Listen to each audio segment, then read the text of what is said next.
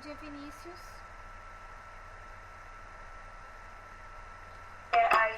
Bom dia, Sora, bom dia.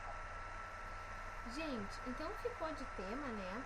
As páginas, da página 15 até a página 20, né? Contando com os textos que vocês deveriam ter lido. Bom, então vamos ler o texto da página 14, que é um fragmento de um sermão do padre Antônio Vieira. E depois eu vou corrigir os exercícios e depois conversamos sobre os textos lidos. Bom dia, Nicolas. Professora,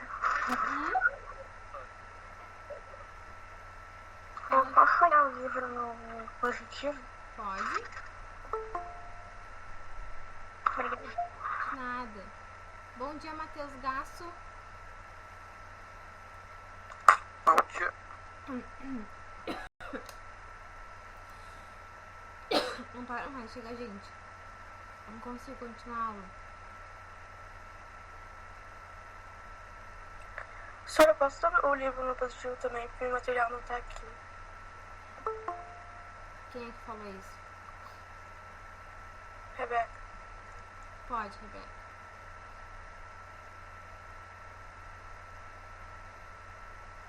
Bom dia, Matias.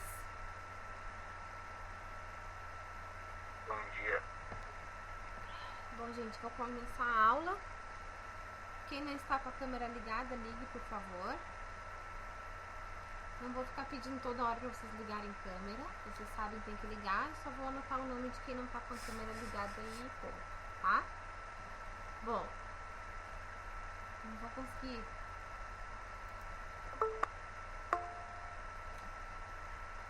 Bom dia, Mari.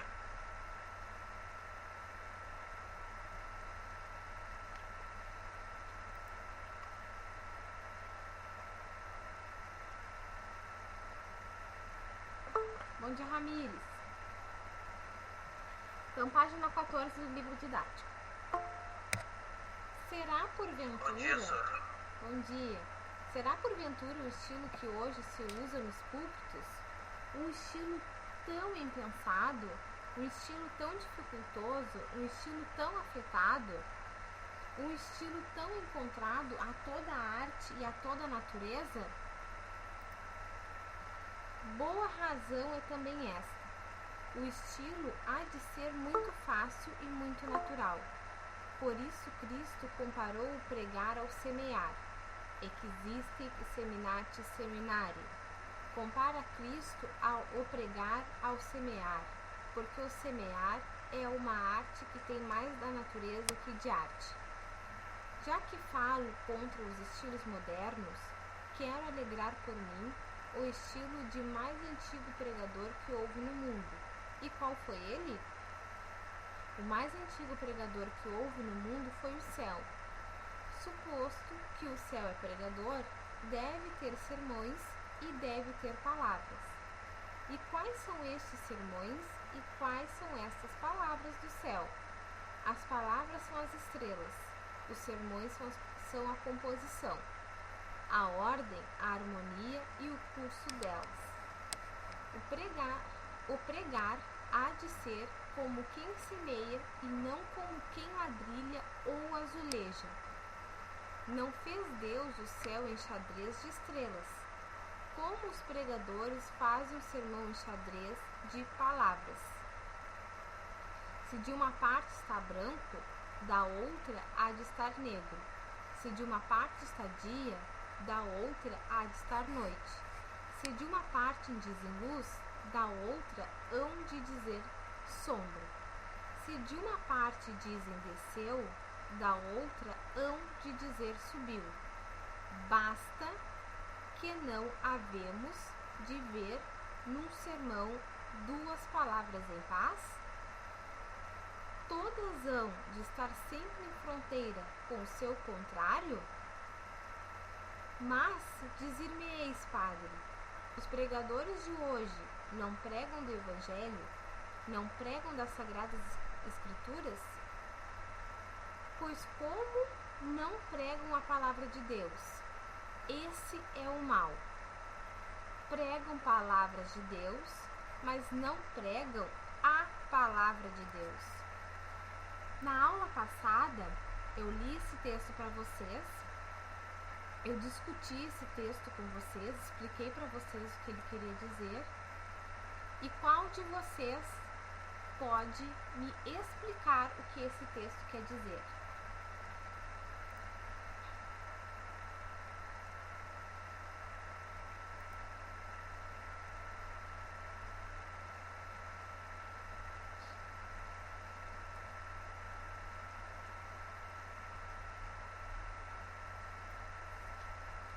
Quem de vocês pode me explicar esse sermão do Padre Antônio Vieira?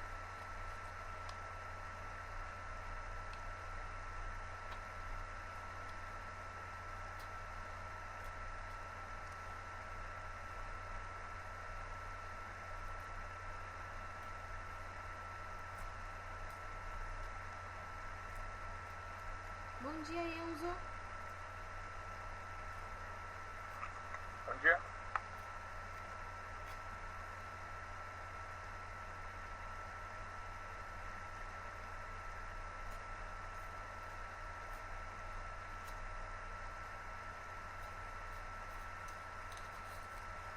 E aí, gente, quem pode me explicar esse texto que eu expliquei na aula passada?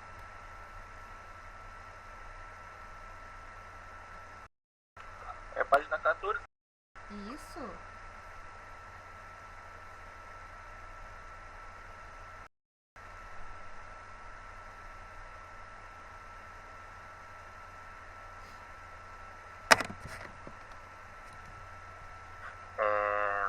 O texto está falando sobre como o pregar tem que ser... É como se eu tivesse que se adaptar a cada um dos... a cada pessoa que ele está falando. Tanto que ele diz ali, o pregar há de ser como quem semeia e não como quem ladrilha o azulejo. Porque um ladrilho, um azulejo, é a mesma coisa, um padrãozinho bonitinho. Tem que se adaptar de pessoa para pessoa. Um sermão, ou algo do tipo, não vai funcionar para todo mundo. Tem que mudar, tem que adaptar para cada pessoa. Tá. Não é bem isso, Sejane. Que pregar a palavra de Deus não é a mesma coisa que azulejar e sim semear. Quer dizer, um azulejo tu colocas na parede e pronto. Tu não precisas fazer um trabalho a mais além de simplesmente colocar o azulejo na parede. O semear não. Como é que tu semeia? Bom, quero plantar tomates, por exemplo, né? Vou lá, vou comprar uma semente de tomate ou vou jogar a semente do próprio tomate na terra. Vou adubar essa terra. Eu vou colocar água, né? Vou esperar um clima bom para que esse tomate faça fotossíntese, para que ele cresça, para que ele amadureça e seja colhido. Então, semear, ele é muito mais do que apenas colocar a palavra de Deus e não fazer mais nada por ela. Tu ir amadurecendo a palavra de Deus nos fiéis constantemente. É tu plantar uma pontinha de interesse no fiel e fazer dessa pontinha de interesse algo que é muito maior, seja a fé, que a fé ela possa aflorar e continuar crescendo, continuar vivendo, continuar se desenvolvendo. Essa passagem do texto seria isso, tá?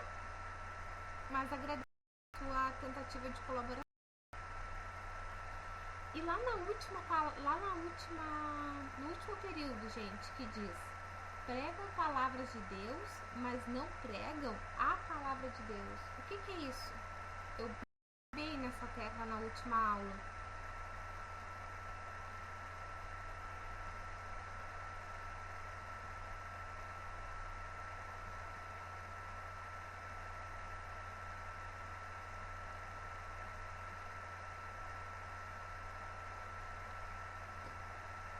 Professor, eu lembro Eu sei o que quer dizer, mas eu não sei explicar exatamente. Aqueles momentos que tu sabe que tu tem que explicar uma coisa, tu sabe o que significa, mas não sabe como que faz pra explicar. Eu tô exatamente assim agora. Tentem, Rodrigo e Guilherme, tentem. Tá, Tá. Dizer que eles pregam palavras de Deus, mas não pregam a palavra de Deus, seria dizer que eles pregam palavras em nome de Deus. Nossa, palavras em nome de Deus, só que eles não pregam a palavra de Deus, eles não pregam a. Eles não. É tipo, eles não pregam o que Deus fala. Isso aí. Isso aí. Sabe? É isso aí. Quer completar? Nossa, era isso que eu ia falar mesmo. Gente, é difícil que eles dão um nó na a gente não sabe o que fazer, né? Mas quando diz assim, olha, eles pregam palavra de Deus, mas não pregam a palavra de Deus. Esse artigo tá aí e não tá aí por mera coincidência. Ele tá dizendo que tem muitos que eles pegam a palavra de Deus. Deus diz, né? Por exemplo, amai os outros como eu vos amei. Ou seja, ama o teu próximo, ama o teu semelhante sem te preocupar com nada. Venha junto com o teu semelhante. Ama ele como eu amo, sem olhar nada mais além do que isso.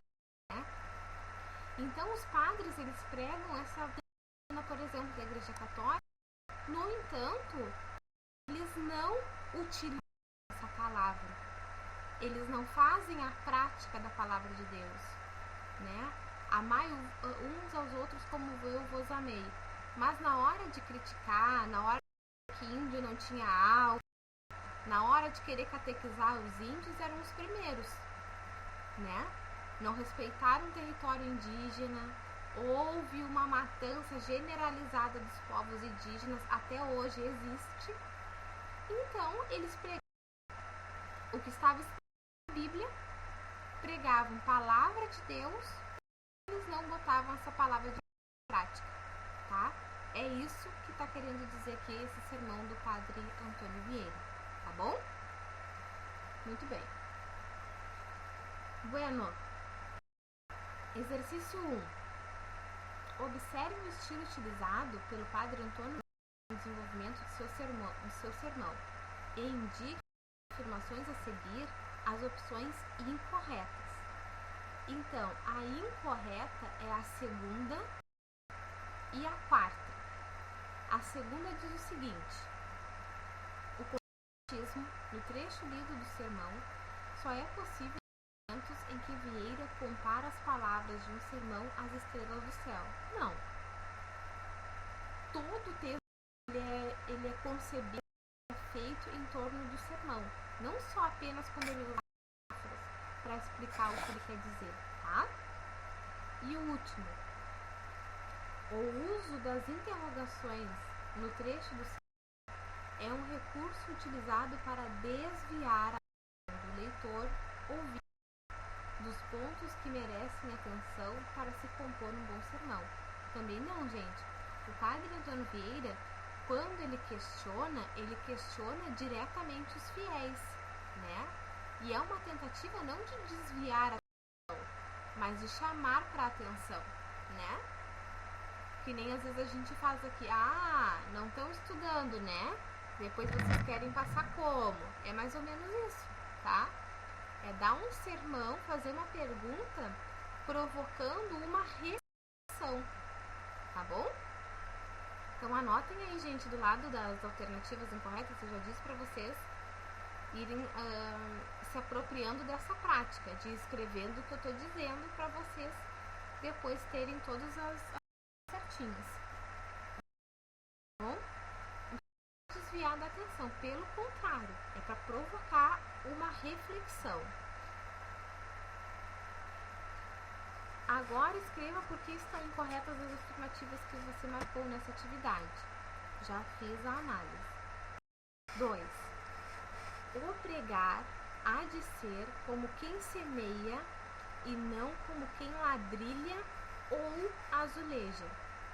Nesse trecho, o padre Antônio Vieira tem a pregação correta, pregar como alguém que semeia. A pregação errada, pregar como quem ladrilha ou azuleja.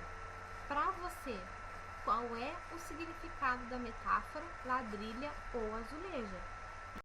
É como se a gente fala assim, jogar palavras ao vento, né? Falar por falar, seria isso. O que nós já comentamos anteriormente. 3. Na passagem do texto em que se lê, pregam palavras de Deus, mas não pregam a palavra de Deus. Há uma aparente contradição. Que contradição é essa? Já falamos também. A de que os padres estão proferindo palavras, mas não estão praticando aquilo que eles estão dizendo. Vemos muito isso hoje em dia nas redes sociais. Concordam comigo? As pessoas passando, seja uma pessoa. Parece assim, olha, que as pessoas vomitam a dia inteiro. E a gente sabe que não é assim. A gente sabe que nossos momentos de irritabilidade, de nervoso, de braveza, e sempre estamos vomitando arco-íris. Mas as redes sociais, elas mostrar o tempo inteiro que estão bem, que estão felizes, que estão assim, estão assados, e nem sempre é assim, né?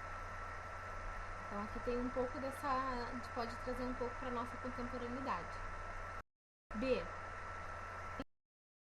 Nessa frase apresenta sentidos opostos.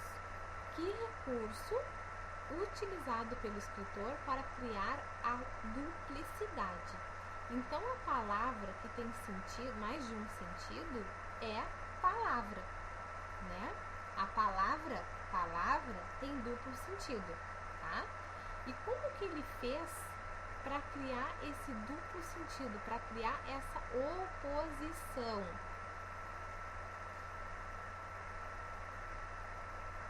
Hein?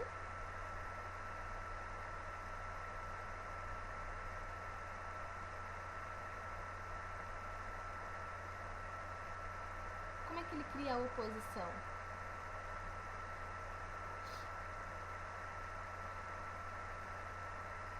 Umas. Hã?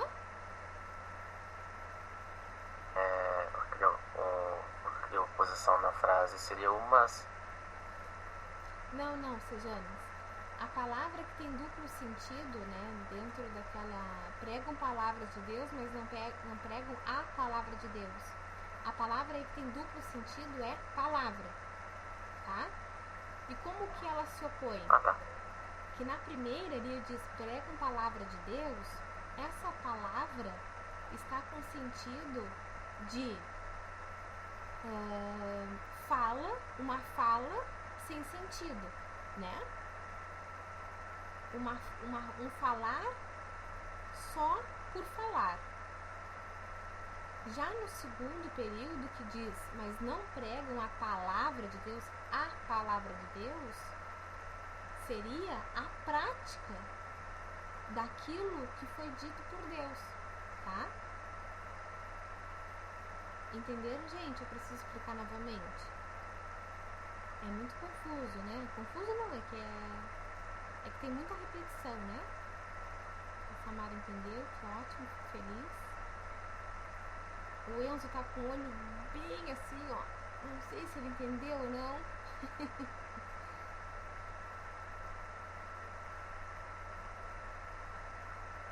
Bom, gente, se vocês não se manifestam, eu vou avançando na correção, tá bom?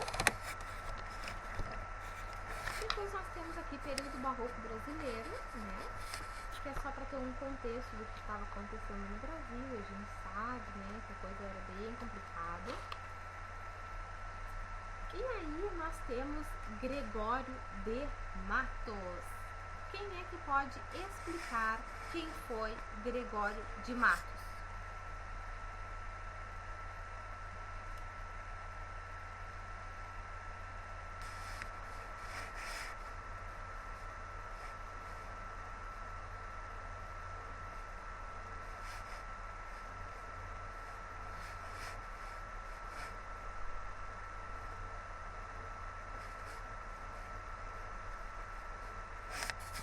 Quem pode dizer quem foi Gregório de Matos? O Gregório de Matos foi um dos escritores mais importantes aqui no Brasil, da língua portuguesa, do Barroco.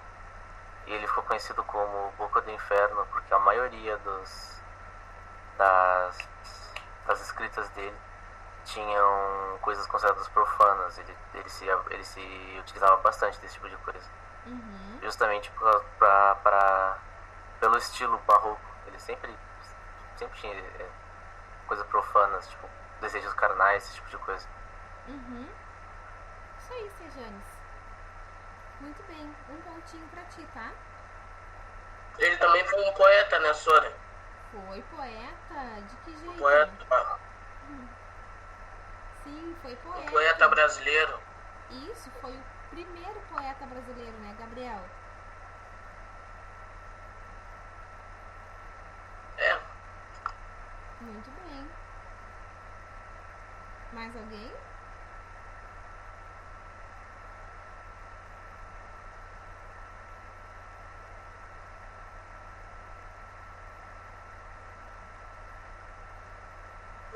Só mais uma coisinha que é legal de explanar, que ele representava a dualidade nos poemas dele.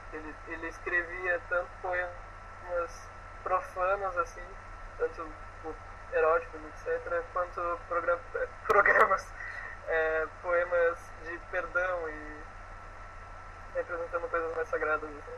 Muito bem, Rodrigo. Isso aí. Muito bem, isso mesmo. Parabéns.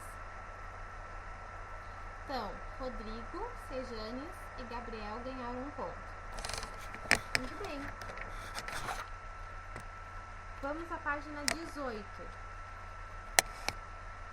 Rompe o poema com a primeira impaciência, querendo declarar-se e temendo perder por ousado. Então, olha o tamanho do título do poema do Gregório, né? Então, gente, é importante vocês terem na cabecinha de vocês que o Gregório de Matos, ele é tido como o primeiro poeta brasileiro, tá? Como o primeiro poeta brasileiro. Vamos lá. Rompe o poeta com a primeira impaciência, querendo declarar-se e temendo perder por ousado. Anjo no nome, Angélica na cara. Isso é ser flor e anjo juntamente.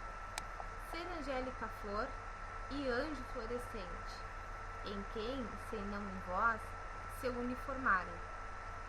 Quem vira uma tal flor que a não cortara, de verde pé, de rama florescente. E quem um anjo vira tão luzente, que por seu Deus o não idolatrara. Se pois como anjo, sois dos meus altares, floreis o meu custódio e minha guarda. Livrara eu de diabólicos azares, mas vejo que por bela e por gargalhada, posto que os anjos nunca dão pesares, sois anjo que me tenta e não me agrada. O que isso quer dizer, gente?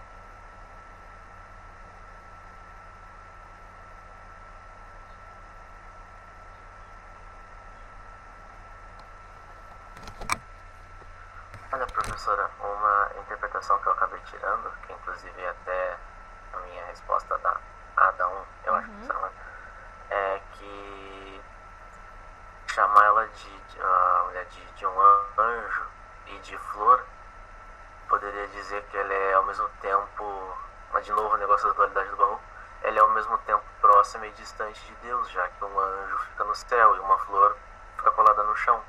Ela não consegue subir, ela está sempre no chão.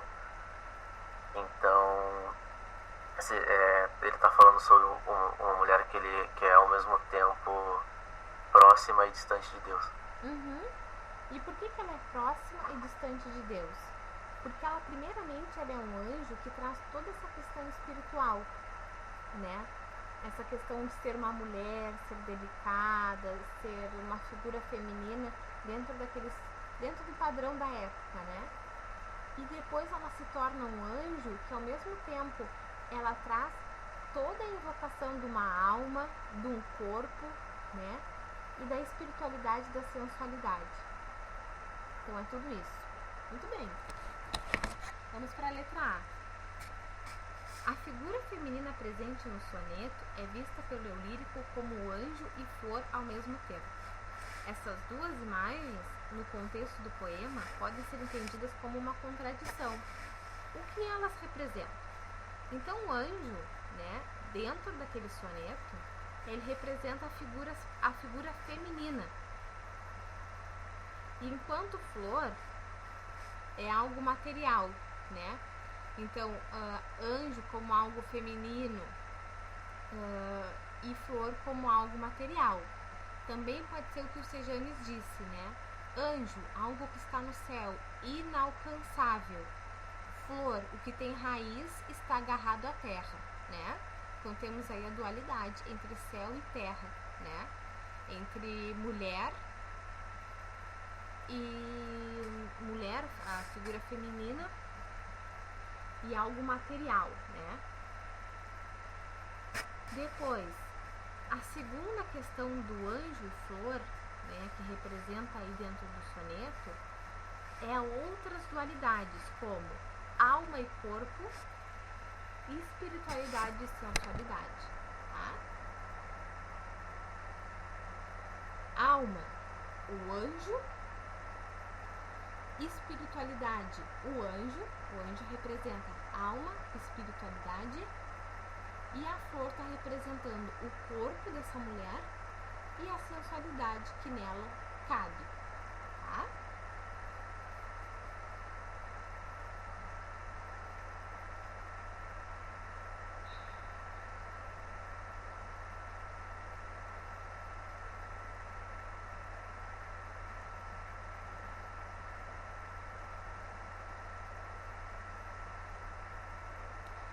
B. O verso: sois anjo que me tenta e não me guarda, apresenta um paradoxo. Qual é ele? Então, gente, por que é um paradoxo? Porque é muito contraditório. Essa figura dessa mulher, ela é um anjo. Então, qual é uma das funções dos anjos, né, segundo as escrituras sagradas da Igreja Católica? Que o anjo tem como função e objetivo proteger as pessoas. Por isso que a gente tem anjo da guarda, né? As pessoas falam, ai, meu anjo da guarda. Então, esse anjo está tentando ele de forma sexual. Ele está se sentindo sexualmente atraído por essa mulher, né? E ao mesmo tempo, ele quer que ela zele pelo bem-estar dele. Só que não tem como ele zelar pelo bem-estar dele, ele se sentindo atraído sexualmente por ela, tá? Então temos aqui nesse verso a questão da dualidade entre o sagrado, entre ser o anjo da guarda dele, que protege, que cuida, e ser o profano, que é esse anjo que está tentando sexualmente ele, né?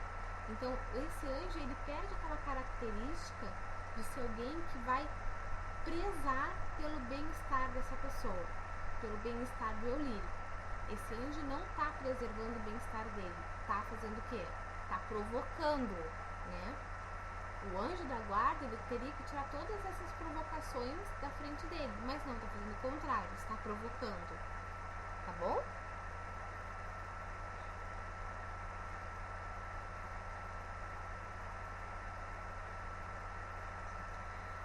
Dois. Leia o trecho do poema e responda as questões propostas. Um branco muito encolhido, um mulato muito ousado, um branco todo coitado, Um Canás todo atrevido, o saber muito abatido, a ignorância e ignorante, muito ufano e muito farfante. Sem pena ou contradição, milagres do Brasil são. Então, gente, não é à toa que temos palavras aqui com letra maiúscula que não deveria estar, que é branco e mulato, né? Branco e mulato está com letra maiúscula porque essas duas palavras estão representando o branco como o homem português, o homem europeu, por isso que está com letra maiúscula, está representando esse homem europeu, né? E o mulato está representando quem?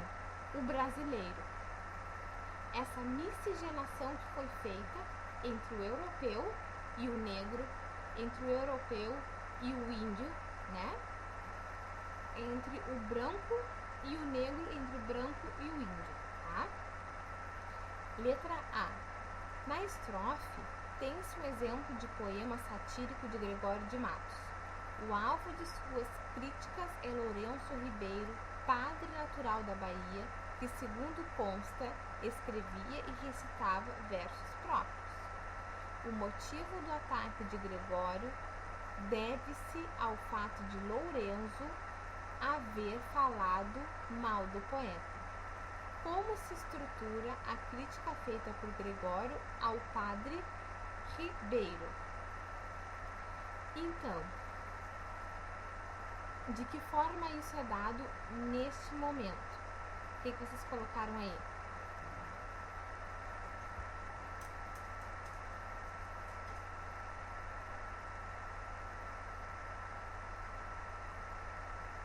Eu acabei de falar que o branco simboliza o português, o europeu, e o mulato significa miscigenação.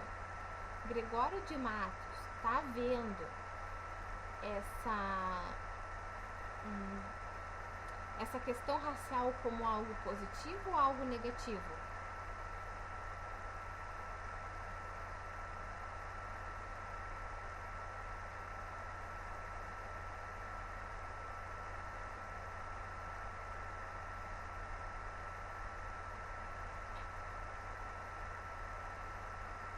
Acho que é negativo. Negativo. Então, gente, ele está fazendo aqui uma crítica a um outro padre, né? Prestem atenção nos dois primeiros versos. Um branco muito encolhido, um mulato muito ousado. Quem é o branco encolhido? Quem é o mulato ousado?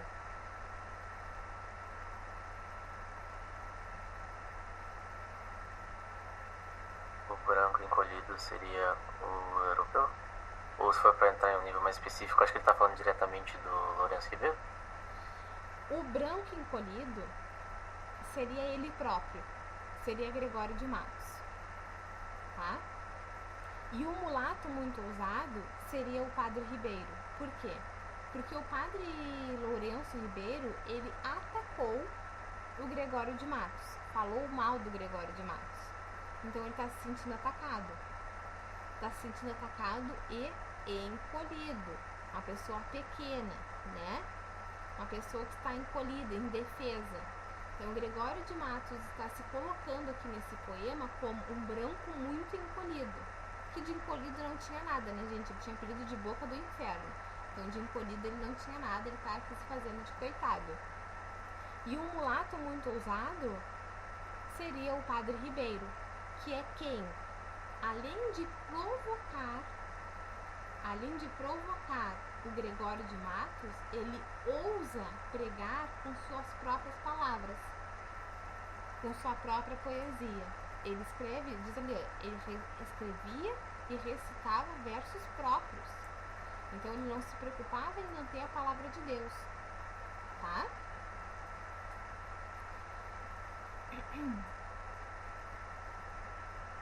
O que mais? Vamos ver. Um branco todo coitado, um Canás todo atrevido. Ali de novo ele como branco e Canás todo atrevido seria o padre Ribeiro. Canás, lá embaixo, diz, gente, que é cachorro. Então ele está comparando o padre a um cachorro, né? Então aqui tem mais uma crítica. Tá fazendo desse padre uma figura animalesca. tá? Então aqui tem uma outra crítica. Tá transformando um ser humano em um animal. Não que eu não prefiro os animais, eu ando preferindo os animais, mas tudo bem. Eu acho engraçado que ele fala, eu tô encolhido, não sei o que, pula. Tu pula 2 versos, tá chamando o cara de cachorro. Exatamente. De volta, assim. Exatamente. Aí diz depois, o saber muito abatido, tá? A ignorância e ignorante muito ufano, né? Ufanismo é quando a gente, por exemplo, a gente faz uma exaltação à terra exagerada, né? Por exemplo, eu sou ufânica com relação ao Brasil. Eu vivo falando do Brasil, eu ressalto as belezas do Brasil. Eu sou exagerada ao falar do Brasil. O ufanismo é isso, tá? O exagero ao mencionar alguma coisa. Então, quando ele diz muito ufano, né? Ele tem como característica se autovalorizar, se valoriza demais. Então tá chamando aqui o padre de vaidoso. Para a época, chamar um padre de vaidoso, isso é uma grande ofensa, tá? E muito farfante, né? Então, além dele ser muito vaidoso, ele fala com muita falsidade.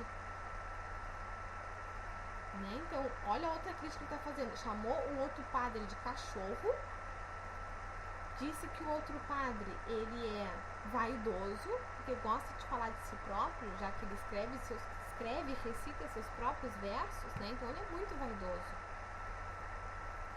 E também pelo fato dele estar falando palavras que não são verdadeiras, por ele ser falso.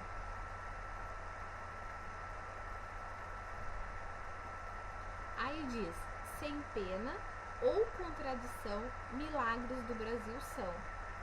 Tá falando aqui, gente, de todas as pessoas que aqui nessa terra nasceram através da miscigenação entre o homem europeu, o português, e os índios e os negros, né? Tá falando mal de uma situação muito complicada, né? Porque sabemos que as coisas eram de uma violência extrema. E ele tá falando mal dessas pessoas que nasceram através dessa miscigenação, digamos assim, como é que eu posso dizer isso de uma forma suave? De uma miscigenação imposta, né? Uma miscigenação obrigada.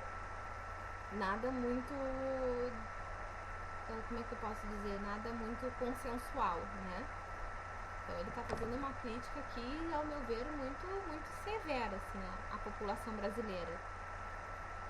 Depois ele fala mal dos padres, dizendo que os padres falam palavra de Deus e não falam a palavra de Deus. Mas ele também não está aqui falando a palavra de Deus. Aqui não existe nenhuma prática do Gregório de Matos, né? Gente, se vocês discordam, por favor, vocês me digam. É a minha leitura sobre o poema, tá? B. Qual a relação entre o ataque pessoal presente no poema e a crítica à sociedade como um todo? Então, tudo isso que eu falei agora é uma crítica à sociedade, né, gente? Tudo isso. É uma sociedade que se deixa corromper, uma sociedade que é falsa, uma sociedade que ela é miscigenada, né? O ano que vem a gente vai ver na estética naturalista que o homem miscigenado, ele não é tido como uma pessoa de caráter firme, é uma pessoa de caráter duvidosa. Por quê? Porque a raça dele não foi uma raça primária, ele se originou de outras raças. Então, como confiar numa raça que não é original, tá? E aí vem o naturalismo para jogar isso pra gente, dizendo assim, olha, vocês estão todos com os olhos vendados, o que acontece aqui no Brasil é isso, tá? Vamos ver o ano que vem, gente. É muito boa essa parte do naturalismo e realismo. Veremos. Tá bom? Página 20. A Jesus Cristo nosso Senhor. Gregório de Matos também. Pequei, Senhor, mas não porque hei pecado. Da vossa alta clemência me despido, porque quanto mais tento, delinguido, vos tenho a perdoar mais empenhado. Se basta vos irar tanto um pecado, a abrandar-nos sobeja um só gemido, que a mesma culpa que vos há ofendido, vocês têm para o perdão lisonjeado. Se uma ovelha perdida e já cobrada, glória tal e prazer tão repentino, vos deu como afirmais na sacra história. Eu sou o Senhor, a ovelha desgarrada, cobrai-a, e não queirás, pastor divino, perder na vossa ovelha a vossa glória. Está se colocando aqui como um homem pecador, né, que suplica perdão a Deus e que ao mesmo tempo está dizendo que para Deus é um trabalho muito árduo, porque ele peca com constância, tá? Letra A. Selecione a opção correta entre as alternativas propostas. Então a correta é a terceira.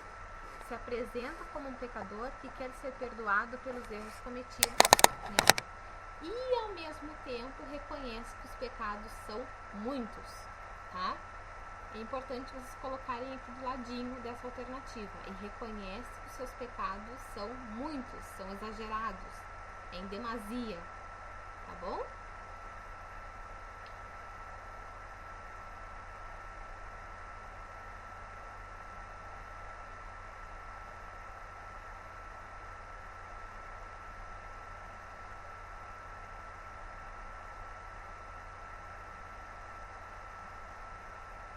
Tá bom?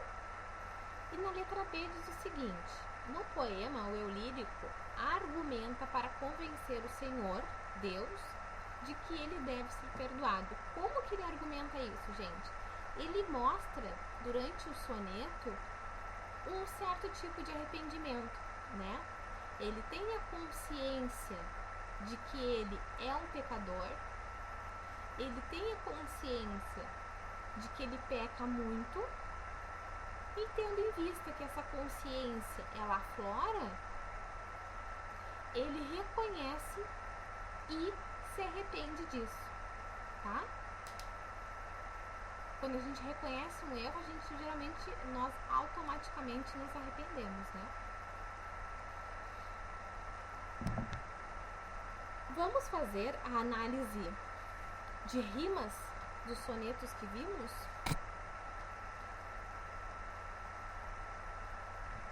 Vamos? Então tá.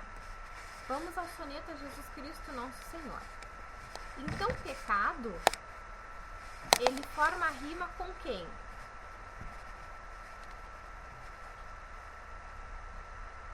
Rima com empenhado.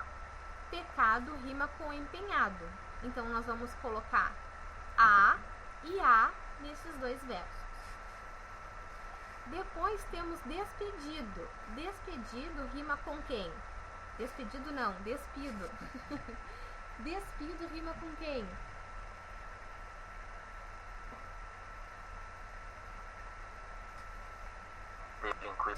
Delinquido, muito bem. Então temos aqui duas novas rimas, colocaremos B e B. Depois, na segunda estrofe, nós temos pecado, que é uma rima que já temos no poema, é a rima A, então vamos colocar A do lado de pecado. Gemido rima com despido e delinquido, então é B. Ofendido é uma rima que já é existente, rima com pecado, empenhado e outro pecado, então colocamos A também do lado de ofendido. E lisonjeado rima com despido, lisonjeado. Lisonjeado não rima. Lisonjeado rima com pecado. Então vamos colocar a letra A. Então nas duas fica A, B, B, A. Tá? Primeiro e terceiro. Cobrada. Ó, temos uma nova rima, cobrada. Então, se é uma nova rima, vou colocar a letra C. Repentino é uma nova rima. Então, vou colocar a letra D. E depois eu tenho história. História rima com o quê? Com nada. Não, história não rima com cobrada, nem com repentino, nem com o que está acima. Então, colocamos letra E. C, D e E. Depois eu tenho desgarrada, que rima com cobrada, letra C.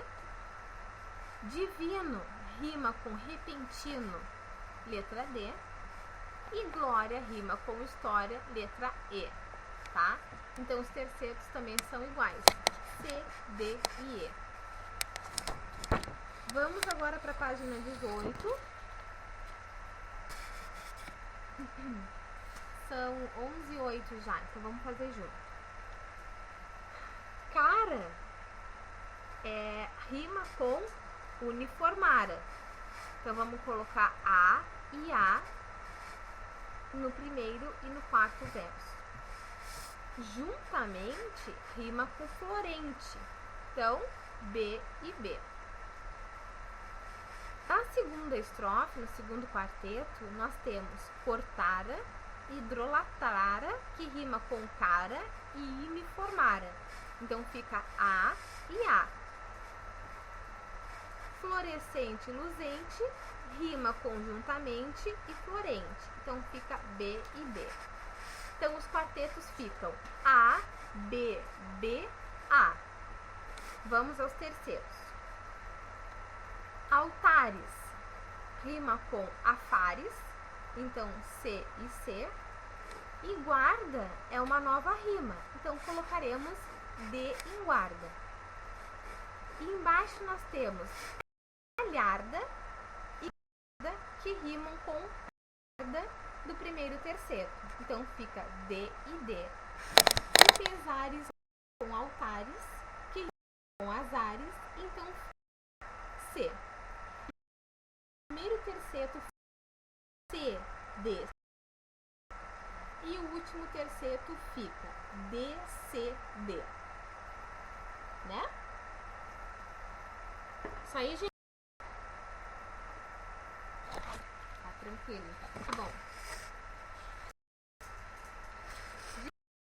Vocês leiam um belo texto para comemorarmos o dia de hoje, né? Comemorarmos, para refletirmos, né? Na verdade, o dia de hoje, que hoje é o dia da consciência negra. O dia das consciências raciais tem que ser todos os dias, né? Não importa qual é a raça, elas têm que ser todos os dias, tem que estar sempre nas nossas práticas, né? Então, fica de leitura a página 21, fica pro dia 25/11. Página 21. E depois a gente acaba a unidade. Então, façam da 21 a 28, tá?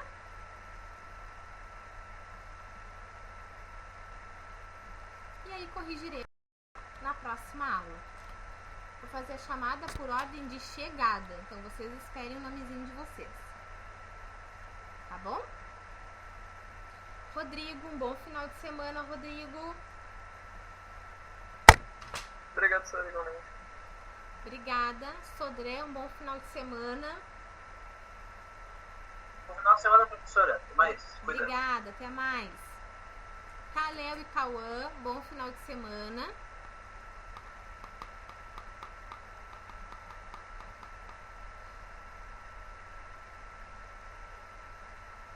Sejanes, um bom final de semana. Igualmente, Sora. Tchau. Obrigada, tchau. Samara, bom final de semana. Tchau, Sora. Bom final de semana. Muito obrigada. Vi, bom final de semana. Obrigada, Sora. Pra ti também. Obrigada. Sarinha, um bom final de semana. Bom final de semana, Sora. Obrigada. Fábio, bom final de semana.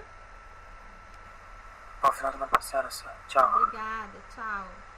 Rebeca, um bom final de semana. Tchau, Sora. Você também. Obrigada. Luísa, um bom final de semana. Tchau, Tchau, senhora, pra você também. Obrigada. Bernardo, bom final de semana. Tchau, senhora, igualmente. Obrigada. Gabriela, bom final de semana. Obrigado, senhora, igualmente. Era a Gabriela, mas tudo bem. Gabriel, então já me despeço de ti. Tchauzinho. Laura, bom final de semana. Tchau, senhora, bom final de semana. Tchau. Natan, bom final de semana. Obrigado, senhora. Bom final de semana. Obrigada. Vinícius, bom final de semana. Obrigado, senhora. Bom final de semana. Obrigada, Vinícius. Gabriela, tu pode sair, Gabriela. O Gabriel respondeu no teu lugar, mas não tem problema. Bom final de semana.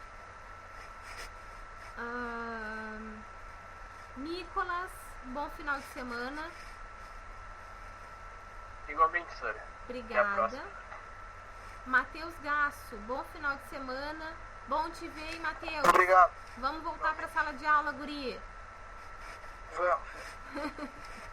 Tchau, Tchau. Matias, bom final de semana. Obrigado, senhora. Tchau. Tchau. Mari, bom final de semana. Muito obrigada, igualmente. Obrigada. Jojo, te pulei sem querer, Jojo. Bom final de semana. Espero também, professora. Tchau. Tchau. Enzo, meu querido, bom final de semana. Ô, senhora, Oi. eu fui ver meus e-mails, aí eu vi que meu e-mail de literatura foi sem nada. Não. Aí eu quero reenviar eles aí hoje. Pode se reenviar, não tem problema nenhum. É que eu fui ver meus e-mails ontem e vi que foi vazio o e-mail. Tá, Tá? fica Aí eu vou ter tranquilo. que reenviar hoje. Tá bem, fica tranquilo, me reenvia hoje, tá? Tá. Tchauzinho.